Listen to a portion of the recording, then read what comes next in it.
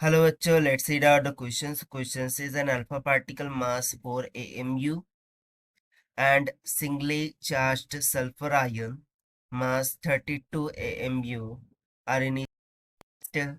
They are accelerated through the potential V and then allowed to pass into a region of uniform magnetic field which is normal to velocities of the particle. Within this region, the alpha particle and the sulfur ion move in circular orbit of radii alpha, r of alpha and r of s respectively. The ratio of r of s by r of alpha is यहाँ पर हमसे basically दो particle के बारे में बात हो रही है। एक तो अल्फा पार्टिकल है जिसका मास 4 AMU के बराबर है और सल्फा आयन उसका मास 32 AMU के बराबर है। दोनों को इनिशियली रेस्ट पर रखा जाता है। जब उनको एक्सेलरेट किया जाता है विद पोटेंशियल बी, सो वो पास हो जाते हैं यूनिफॉर्म मैग्नेटिक फील्ड से normally with their own velocities. So इस रीजन में जो अल्फा पार्टिकल है और सल्फर आयन है वो मूव करते हैं सर्कुलर ऑर्बिट में जिनका रेडियस हमें दे रखा है आर ऑफ अल्फा और आर ऑफ एस की। सो इन रेडियस का रेशियो हमें यहाँ पर निकालना है। तो चलिए स्टार्ट करते हैं सोल्यूशन से। But before of its let's talk about the key concept which we are going to use here for this question.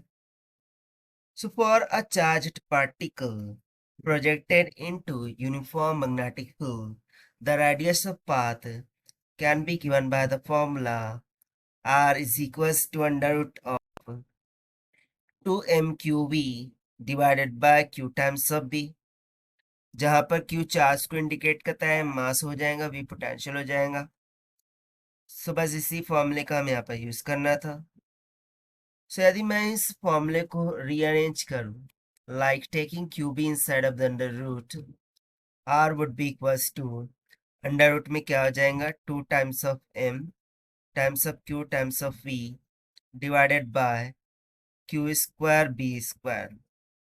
सो देखिए मास तो कांस्टेंट रहेगा, एक चार्ज यहाँ से कट जाएगा, पोटेंशियल दोनों को सेम पोटेंशियल दिया गया है इसलिए वो भी कांस्टेंट हो गया और दोनों के एक ही मैग्नेटिक फील्ड के रीजन में छोड़ा गया, सो बी भी कांस्टेंट।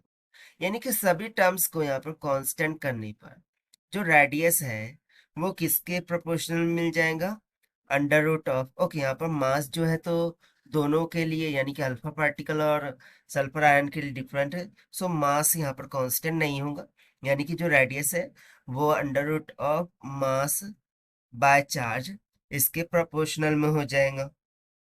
अब चूंकि हमें यहाँ पर सल्फर आयन और अल्फा पार्टिकल इस तरीके से दो पार्टिकल्स दे रखे हैं, सो हम सिंपली दोनों के रेडियाई का रेशियो ले लेंगे R S by R alpha. So this must be equals to under root में क्या हो जाएगा M S divided by M alpha, जो चार्ज ऑफ अल्फा है वो न्यूमरेटर में चल जाएगा q alpha divided by q S. अब सिंपली हम वैल्यूज को सब्स्टिट्यूट करके आंसर निकाल लेंगे। So mass of sulphur 32 multiply by charge alpha particle का पर जो चार्ज होता है वो twice of charge of electron की इक्वल है, सो इसीलिए ये हो जाएगा 2 divided by mass of alpha particle वो हमें दे रखा है 4 मल्टीप्लाई बाय सल्फर के लिए मास हो जाएगा 1 की इक्वल। सो देखिए 4 8 32 8 टू द 16, सो ये हो जाएगा अंडर रूट में 16, तो 16 बाहर निकल के क्या बन जाएगा 4 के इक्वल। और देखिए यही हो जाएगा हमारा required answer to this question, जो कि हमने फाइंड किया by using the formula of radius of charged particle projected in uniform magnetic fields. So this is the required solution. I hope you understood it well. Best of luck. Thank you.